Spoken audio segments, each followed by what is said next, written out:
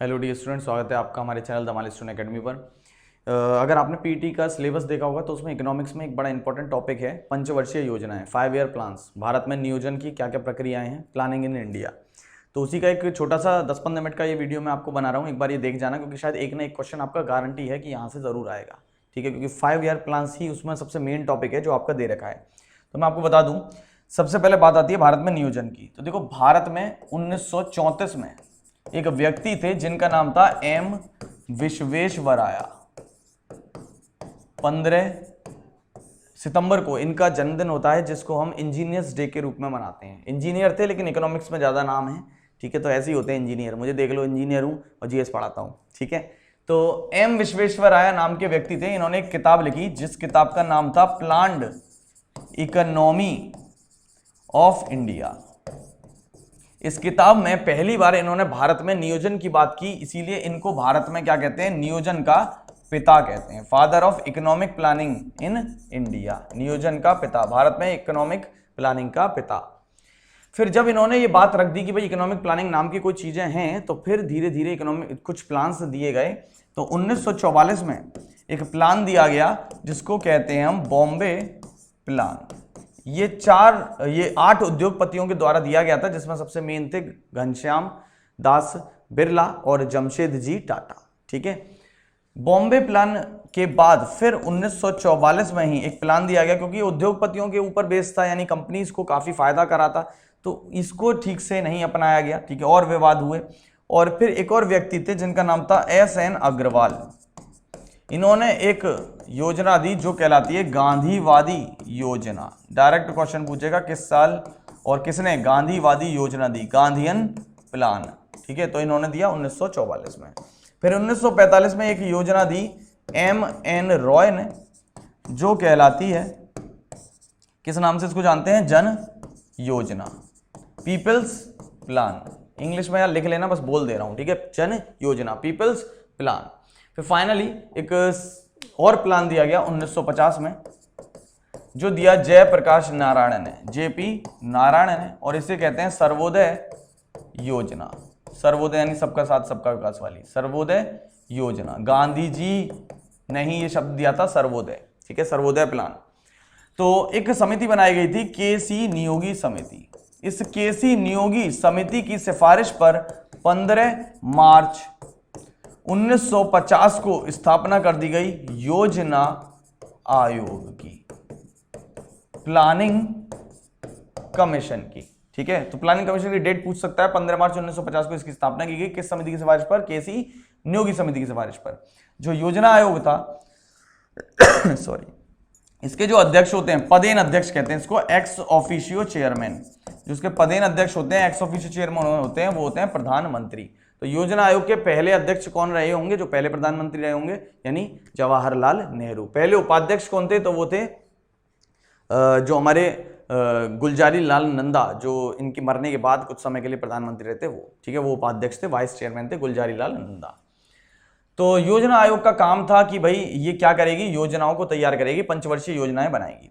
तो योजना आयोग की खास बात, एक क्वेश्चन आती है कि वो क्या है, कि योजना आयोग एक गैर संवैधानिक संस्था है, यानी इसका संविधान में उल्लेख नहीं है, यह अलग से संस्था बनाई गई है। एक्स्ट्रा कॉन्स्टिट्यूशनल कह सकते हैं, या नॉन कॉन्स्टिट्यूशनल बॉडी है। ना इसके लिए कोई कानून बनाया गया संसद में, ना कोई इसके लिए कानून पारित किया गया। तो ये बार बार क्वेश्चन आता है।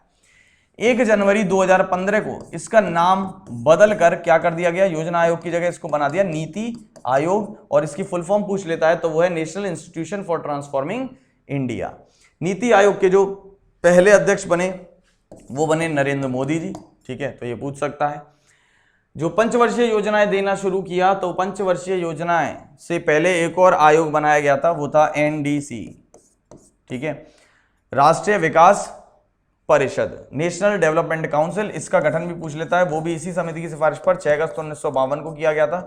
और इसका काम था कि जो योजना आयोग योजनाएं तैयार करे, एक बार उनका रिव्यू करना कि सही बनाई हैं या नहीं बनाई हैं। ठीक है, तो पंचवर्षीय योजनाएं भारत में बनना शुरू हुई कब से, 1951 से। भारत में टोटल 12 पंचवर्षीय योजना बनाई गई हैं। पंचवर्षीय योजनाओं से कुछ कुछ इंपॉर्टेंट क्वेश्चन आ जाते हैं, वो मैं आपको बताने वाला हूं। 10-15 मिनट में ये अगर आप पढ़ जाओगे तो शायद कल आपका 1-2 नंबर का सवाल पक्के हो जाए। ठीक है। तो पंचवर्षीय योजनाओं की अगर बात करूं तो क्वेश्चन आता है कि ये जो भारत में नियोजन की प्रथा है ये हमने ली कहां से, पंचवर्षीय योजनाओं की जो अवधारणा ली है वो कहां से ली है, तो ये ली है हमने रूस से, रशिया से। और भारत में जो जनरली पंचवर्षीय योजनाएं बनाई जाती थी वो थी समाजवादी पंचवर्षीय योजना, यानी सोशलिस्ट टाइप की ये इकोनॉमी जो हमारा पंचवर्षीय योजनाएं हैं ये देखने को मिलती हैं। ठीक है, तो पहली पंचवर्षीय योजना जो चली है वो चली है 1951 से 1956, 5 वर्ष की। ठीक है, 1 अप्रैल से 31 मार्च तक हमारा जो है वो वित्तीय वर्ष चलता है, तो इसीलिए 1951 से 1956 तक चली फर्स्ट 5 ईयर प्लान। इसका जो उद्देश्य था वो उस पर क्वेश्चन आ जाते हैं, तो इसका जो उद्देश्य था वो क्या था, एम क्या था, क्योंकि हम आजाद हुए थे तो हमारी पूरी तरीके से अर्थव्यवस्था किस पर निर्भर थी, कृषि पर। तो इसका उद्देश्य था कृषि विकास, एग्रीकल्चरल डेवलपमेंट और सिंचाई सुविधाओं में सुधार, सिंचाई सुविधाओं में सुधार and reforms in irrigation facilities, यानी सिंचाई सुविधाओं में सुधार करेंगे। तो इसी के तहत हमने, अच्छा इसका मॉडल भी पूछ लेता है, इसका मॉडल जो है वो कहलाता है Herod Domar model, Herod Domar model. ठीक है, इसका मॉडल जो है वो हेरोड डोमर मॉडल कहलाता है।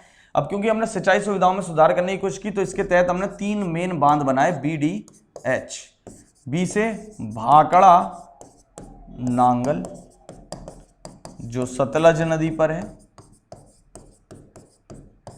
पंजाब में, पंजाब नहीं तो हिमाचल प्रदेश। डी से दामोदर, दामोदर घाटी परियोजना पश्चिम बंगाल में जो पहली बहुउद्देशीय हमारी परियोजना है, नदी परियोजना दामोदर नदी पर ही है पश्चिम बंगाल में।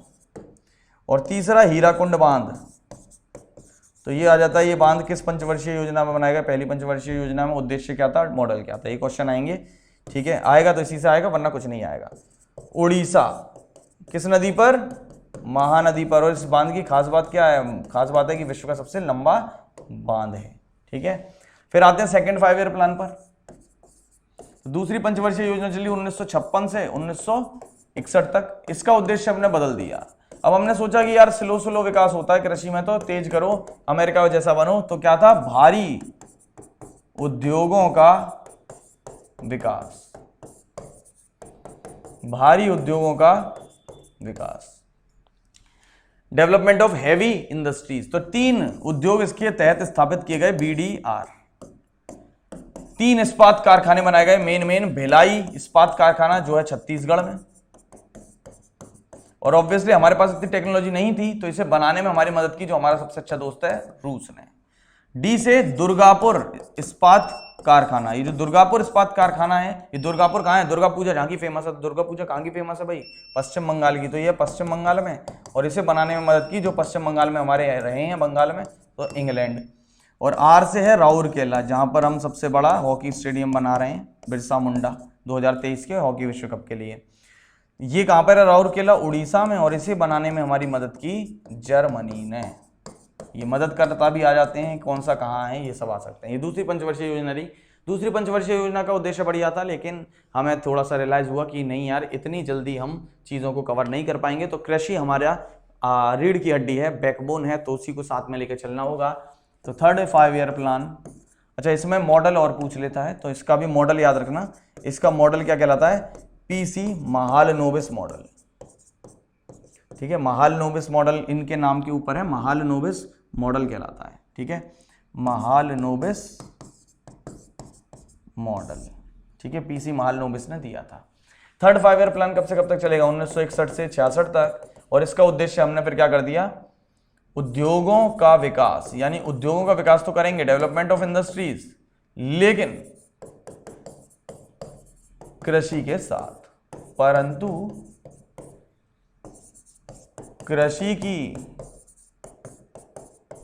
उपेक्षा नहीं, यानी कृषि को नहीं छोड़ेंगे, कृषि के साथ साथ उद्योगों का विकास करेंगे। तो ये बढ़िया स्कीम थी, बढ़िया था। लेकिन हुआ क्या, इसी दौरान 1962 में हमने चीन से पटक खाई। ठीक है, और 1965 में पाकिस्तान से भी युद्ध लड़ा, पीटा तो उन्हें, लेकिन ऑब्वियसली भाई मारपीट में 2 मुक्के खुद भी खाते हैं, 10 अगर दूसरे को मारोगे तो। तो 1965 में पाक का युद्ध हो गया हमारे से और 1962 में चीन का युद्ध हो गया, जिसकी वजह से ये योजना हो गई पूरी तरीके से फेल। तो अब तक की सबसे बेकार पंचवर्षीय योजना माना जाता है तीसरी पंचवर्षीय योजना को। और फिर ऐसी स्थिति बन गई तो उनकी 1966 से 1969 तक 3 साल तक कोई पंचवर्षीय योजना नहीं बनाई गई, जिसको हम इस साल को क्या कहते हैं, इन 3 वर्षों को योजना अवकाश कहते हैं, प्लान हॉलीडे कहते हैं। क्या कहते हैं? Plan holiday. तो चौथी पंचवर्षीय योजना कब से कब तक चलेगी? चौथी चलेगी 1969 से 1974। जल्दी जल्दी इसलिए करा रहा हूं क्योंकि टाइम वेस्ट नहीं करना है, कल पेपर है, जल्दी जितना पढ़ सको उतना पढ़ लो और फिर सो के कल आराम से फ्रेश माइंड से जाना। चौथी पंचवर्षीय योजना का अब हमने उद्देश्य चेंज कर दिया, उद्देश्य कर दिया भैया अब आराम आराम से करेंगे, स्थिरता के साथ विकास।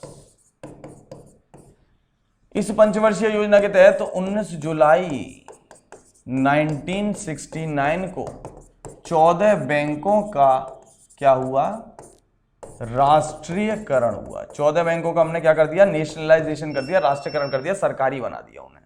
ठीक है, इसके बाद और आगे चलते हैं। बार बार लाइट जा रही है, आंधी तूफान आ रहे हैं, लेकिन देख लो तुम्हारे सामने टिका हुआ हूं, कल तुम्हारा एग्जाम निकलवाना है हर हालत में। ठीक है, तो मेहनत हम कर रहे हैं, आप भी अपने खुद के लिए मेहनत करें। ठीक है, फिर इसके बाद आते हैं तो 5वीं पंचवर्षीय योजना आएगी। कब से कब तक?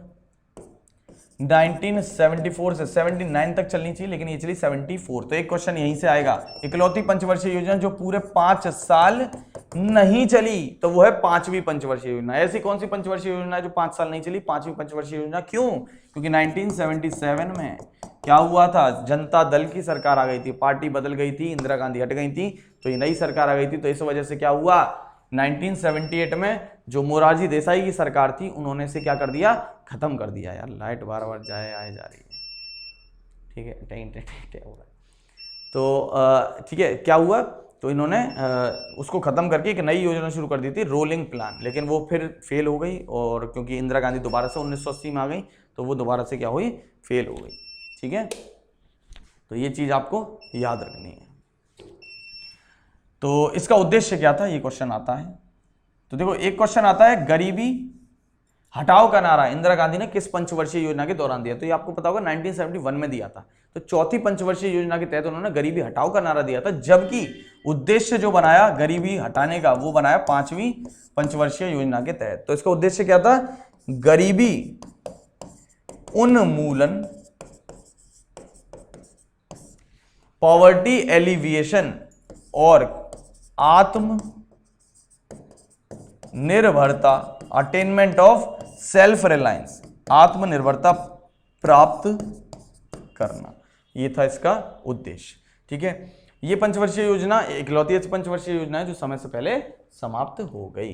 ठीक है, फिर 1980 में दोबारा से जब इंदिरा गांधी आ गई तो छठी पंचवर्षीय योजना चली। ठीक है, 1978 से 1980 जो है वो रोलिंग प्लान चला मोरारजी देसाई के समय में। तो छठवीं पंचवर्षीय योजना कब से कब तक? 1980 से 85। ठीक है, इसी पंचवर्षीय योजना का हमने उद्देश्य क्या कर दिया? तो इसका उद्देश्य कर दिया उत्पादन यानी प्रोडक्शन और उत्पादकता में वृद्धि, यानी उत्पादन को बढ़ाने की कोशिश करेंगे, increment in production and productivity. और इसी पंचवर्षीय योजना के दौरान बड़ा इंपॉर्टेंट सवाल है, 22 जुलाई 1982 को स्थापना की किसकी? NABARD, national bank for agriculture and rural development. NABARD की स्थापना कब की गई है? 22 जुलाई 1982। किस पंचवर्षीय योजना के दौरान? तो वो की गई है छठी पंचवर्षीय योजना के दौरान। बड़ा इंपॉर्टेंट सवाल है, बार बार आता है, ध्यान रखना। ठीक है, फिर इस पंचवर्षीय योजना के आगे चलेंगे तो आएगी 7वीं पंचवर्षीय योजना। सब मेन बता रहा हूँ, ज्यादा कुछ नहीं बता रहा हूँ, इतना भी पढ़ जाओगे तो काम कल हो जाएगा, याद रखोगे जिंदगी भर। इसका उद्देश्य क्या था? इसका उद्देश्य था आधुनिकीकरण, मॉडर्नाइजेशन। क्योंकि इस समय कौन थे प्रधानमंत्री हमारे जो सबसे युवा प्रधानमंत्री थे? राजीव गांधी। तो उनका उद्देश्य था कि आधुनिक बनाएंगे, मॉडर्नाइज करेंगे, आधुनिकीकरण और खाद्य उत्पादन में वृद्धि and increment in food production. ठीक है, ये इसका उद्देश्य था। फिर और आगे चलते हैं तो 1990 से 1992 फिर कोई पंचवर्षीय योजना नहीं बनाई गई। तो 8वीं पंचवर्षीय योजना कब बनी है? 1992 से 1997 और इसका उद्देश्य था मानव संसाधन विकास, ह्यूमन रिसोर्स डेवलपमेंट, मानव संसाधन विकास। और इसमें जो मेन टारगेट बनाया गया वो किसको बनाया गया, वो बनाया गया 1991 में, जो अब हमारे वित्त मंत्री मनमोहन सिंह थे और प्रधानमंत्री पीवी नरसिम्हा राव थे, तो उन्होंने एक मॉडल लागू किया था, उसी को इसमें आधार बनाया गया, एलपीजी मॉडल। यहाँ एलपीजी लिक्विफाइड पेट्रोलियम गैस नहीं है, एलपीजी की फुल फॉर्म आ जाती है एल मतलब लिबरलाइजेशन, उदारीकरण, लिबरलाइजेशन उदारीकरण, पी मतलब प्राइवेटाइजेशन, निजीकरण।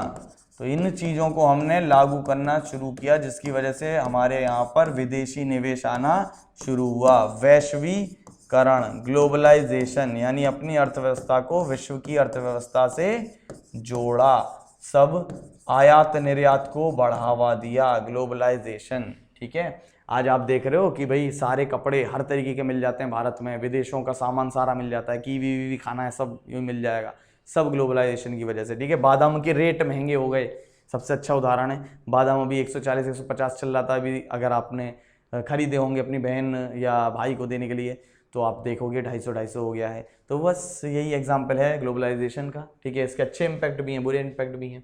तो इस पंचवर्षीय योजना में हमने जितना सोचा था कि इतना उद्देश्य प्राप्त करेंगे, उससे भी ज़्यादा उद्देश्य प्राप्त कर लिया। ठीक है, तो इस वजह से अब तक की सबसे बेकार पंचवर्षीय योजना तीसरी थी, लेकिन अब तक की सबसे बेहतरीन पंचवर्षीय योजना कौन सी मानी जाती है, 8वीं। फिर आते हैं 9वीं पे। भाई उम्मीद करता हूँ मजा आ रहा होगा, तेज तो है लेकिन मजा जरूर आ रहा होगा। ठीक है, 9वीं पंचवर्षीय योजना कब से कब तक चलेगी, 1997 से 2002 तक, और इसका उद्देश्य था